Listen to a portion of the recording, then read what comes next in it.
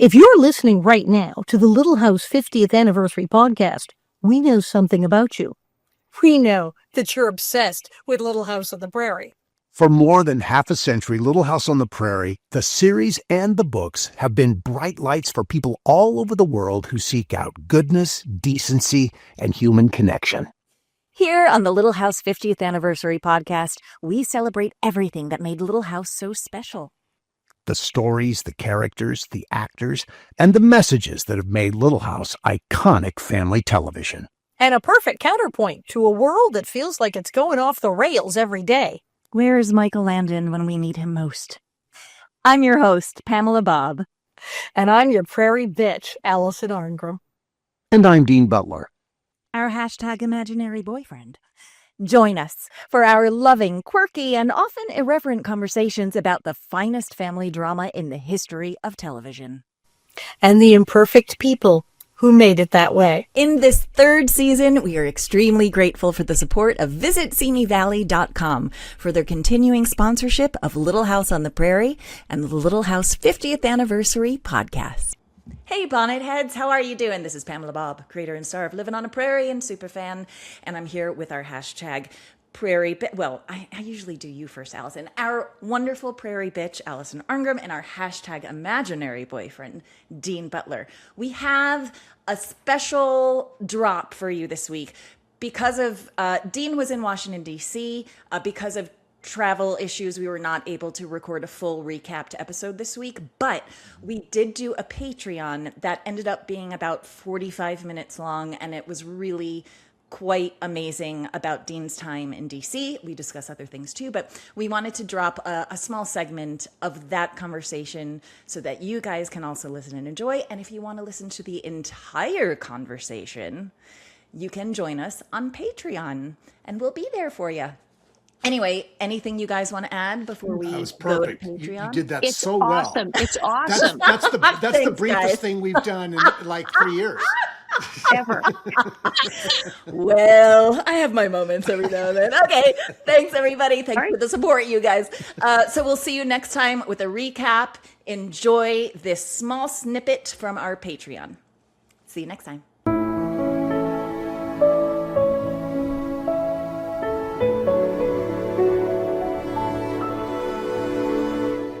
The Library of Congress houses essentially every printed thing, music, art that is created in the United States, and other places in the world. They have all of it. The Library of Congress is the largest library in the world. I'm in there. You're in there. Yes, If you have a yes, book, I put yes. you in there. No, that's Your right. book Well, is and they CDs. even played me a part of your recording. Shut the hell up. No. Yes, they did. I heard you start your recording, and I said, I'm very familiar with this. I know her very well, and You don't need to she play. is just the way she reads this. Do they not listen to the podcast? Come on. I think they're so busy curating books, they just don't Of have course time. they are busy. I But love they, that you but get they you go all the way there to this presentation. What do they make you listen to me? listen to you.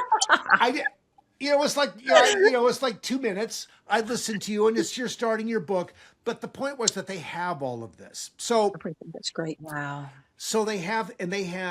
there are 15 members of the Library of Congress staff there who have pulled first editions of all the books. Wow. They pulled examples of all the video that's there, that they have film that they have there. The thing that blew me away the most is that all of David Rose's original scores are Stop now it. at the Library of Congress. And they showed me, so I saw the original writing Yeah, of the you're Little good. House theme. I don't read music, but the curator does, and he's got his finger on the notes and he's humming it for me. You don't read music? You've done all these musicals and you don't I read don't read music? music. No, Huh. no, I don't. Do read music. I I don't read thought you music. read music. You should I don't read I don't music. read music, but I thought you might read that. Yeah, no, I don't read music.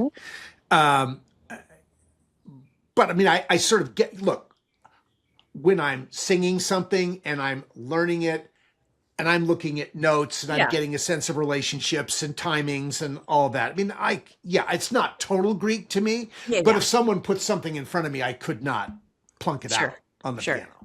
So this was just to see this.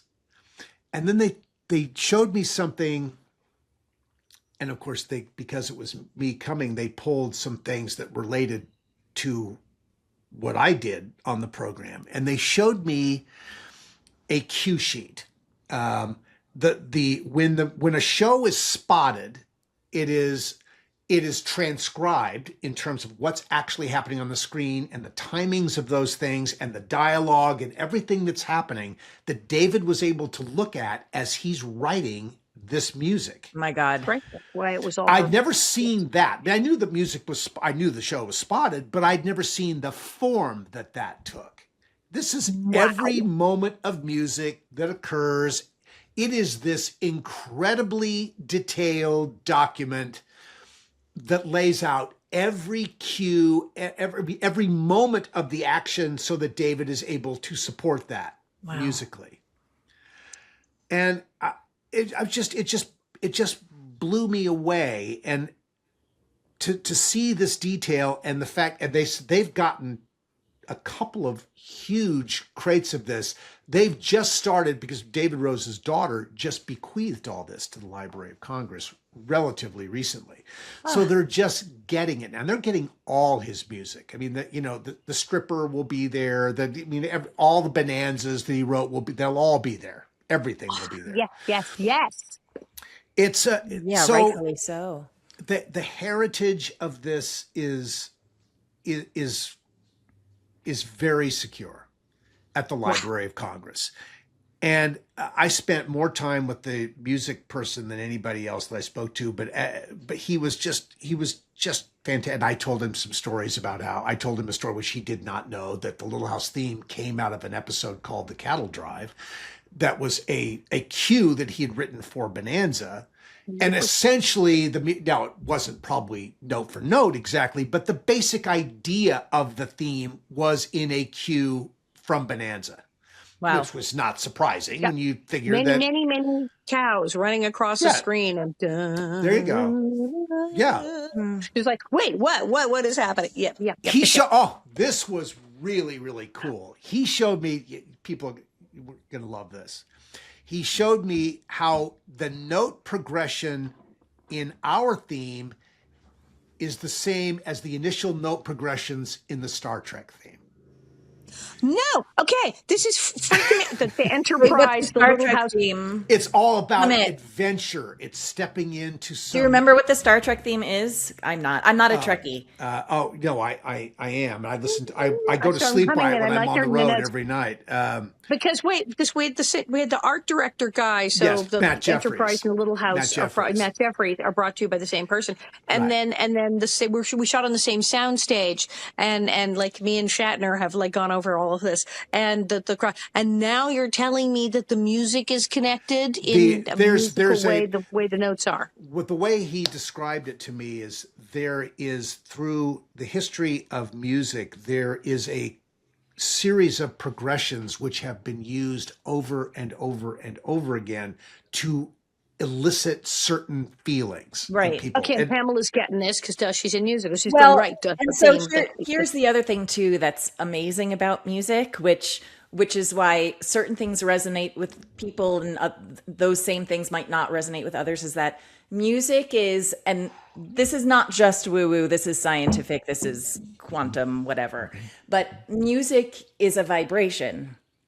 And if it resonates with you, it's because you are equaling that vibration. If you're on a different vibration and the music is on a different vibration, you're not going to resonate with it. Yeah.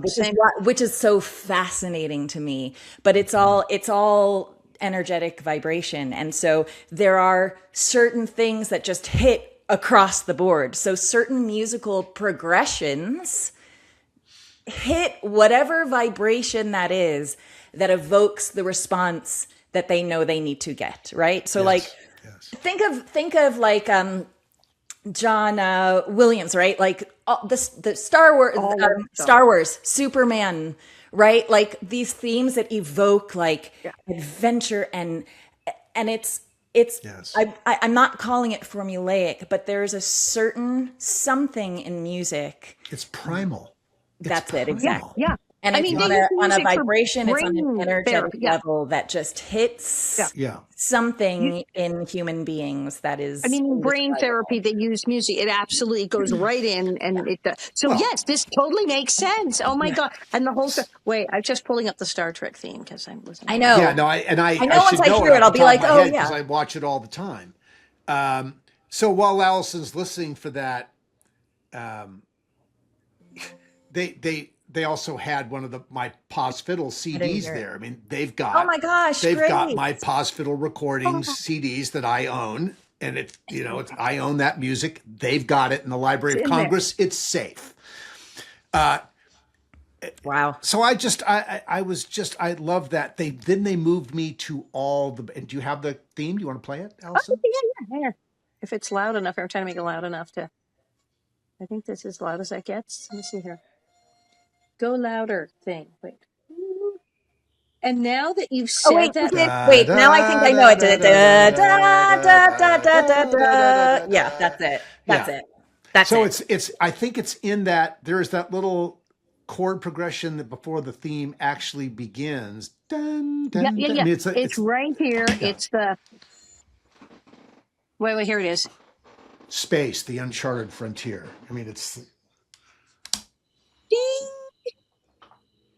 It does. It totally sounds like the opening of Little House. I can't hear it. Yeah, I can't either. But it's the horn. It's almost the French horn opening from Little House. Da-da.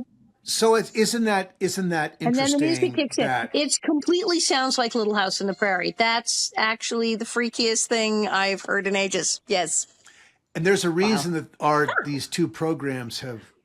Well, Shatner loves our program. That's what it is. It resonates for him. I mean, I know he has a love-hate relationship with Star Trek, but it's like, but he loves it. He digs us. Yeah. So anyway, then they took me to Braille. They showed me the books in Braille and, how they are able to run Braille for people, and they can run Braille on anything. But they showed me examples of it, and I didn't realize that Braille was always the same size. I didn't know that. We see books of different sizes and configurations. Braille, which is why Braille manuscripts are so enormous, because the figures have to be of a size that when you touch them with your fingers, those relationships of the dots have to always be the same. Yeah, It can't be smaller on your finger or larger on your finger. So I thought that was really interesting. And after that, then they took me to they took me to Alison's recording of her book, and that was sort of the finish of what I came away from is realizing, and look, this is true for so many different things. I mean, there is so much, but they make it so possible. Anybody who wants to know more about anything can sign up for a reading card at the Library of Congress, and they will bring you anything you want to see. Amazing. In a reading. Wow. It's this incredible service that our country provides to anybody who wants to partake of that. That gives me hope that knowledge is there for people to be able to touch. And there's something like, what did they say? Like 181 million different, entries in the Library of Congress system.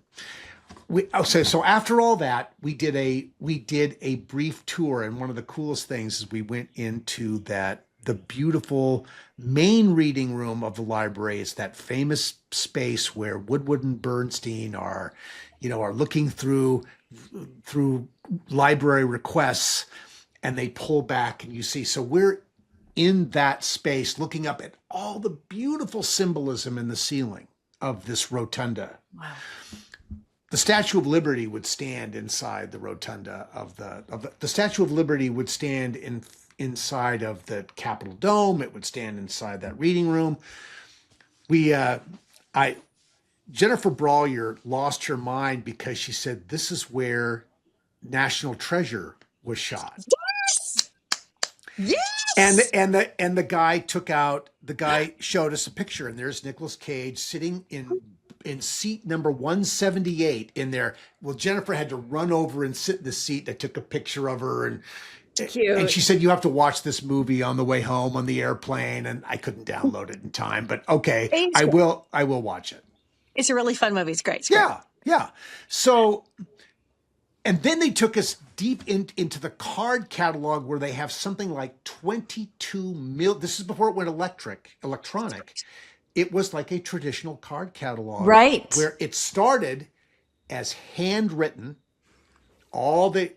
Every card was handwritten. Dewey Decimal until System. yes, exactly. Well, actually, they have their own Library of Congress system, which is different than Dewey. Oh, interesting. It's just a different system, but they had it all set up so that I could thumb through all the Wilder stuff, and some of it's handwritten and some of it's typed out, but just this, it's all there for people to come and see. And I guess the important thing about this was that it just gave me this sense, and anybody who's been involved with anything, anybody who has an interest in any topic that is part of the American experience, or you can go to the Library of Congress. We're putting it there. Our country has made this commitment to preserving its culture. I mean, culture is everything, and it's there. And it's, something catastrophic would have to happen for it not to be taken away or to have it restricted. And I'm just crossing fingers that something like that could never, ever happen. Ever. And when, you walk through and you just get the sense that the U.S. Capitol is a very, very emotionally powerful experience. Yes, it is. To step into that.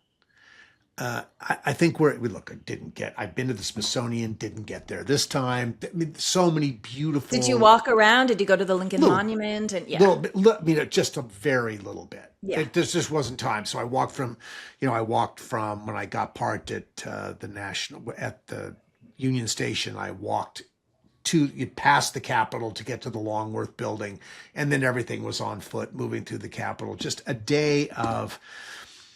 it was a day of optimism. It was a day really of wonder to see what's there, the spirit of the people who manage all of this, who make it available to all of us to come and have that experience.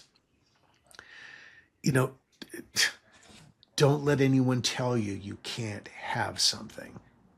If our country makes it available, our heritage is readily available for anybody to see, not filtered as it is. I just think it's incredibly optimistic. And I think all Americans and anyone who believes in the promise of America should take great comfort in knowing that all of this is there on every conceivable topic. And it was a very moving, affirming day. And to have gotten this invitation and to have them roll this out, because my host is on a mission to make sure that, or to do what he can do in his way, to make sure that people understand that people in Washington see reflected back at them the goodness of America. He wants those people who manage this to be touched by people who are, and by properties, by mindset, by all of this, that there is goodness out there. So all of this work, it's sort of this positively reflecting experience. I got to see this incredible heritage preserved, and they got to see that someone like me, if I invited Alison to go, she couldn't, Too many things. Had too to many get home and things. work on myself. You would have loved it. I would have. You would have loved it, and they would have loved to have met you. For them to see that these things are real, that people believe in these things, whatever the topics are, that there are people who are passionate about our country and about what it represents, is fuel for them. It's just a very positive feedback loop that you get. Yes. And so I just recommend it highly. You're sort of right there on the coast, Pamela. If you get there, I mean, you could find, all of Stephen Sondheim's stuff is there. Yeah. I mean, you could look at anything that you'd want to see, and they will make it available to you. Yeah, it's extraordinary. Really amazing. Yeah. I always feel a sense of awe when I go to DC, and even just standing in front of that Lincoln Memorial is it's like a holy experience. It's just unreal. Yeah. If you've never experienced it, go and do it, because it's totally inspiring and humbling, and it sort of is the promise of what we could be. Yeah, I mean, I think it is fueling or giving a foundation for the best of us, for the best of what people can be. Dreams for humanity are very much alive and well in that situation. Yeah. Politics aside, and you can't really totally ever put it aside, but it's bigger than that. Our capital is bigger than the politics, and people need to see that and understand that. It's much more than what goes on the evening news. Right.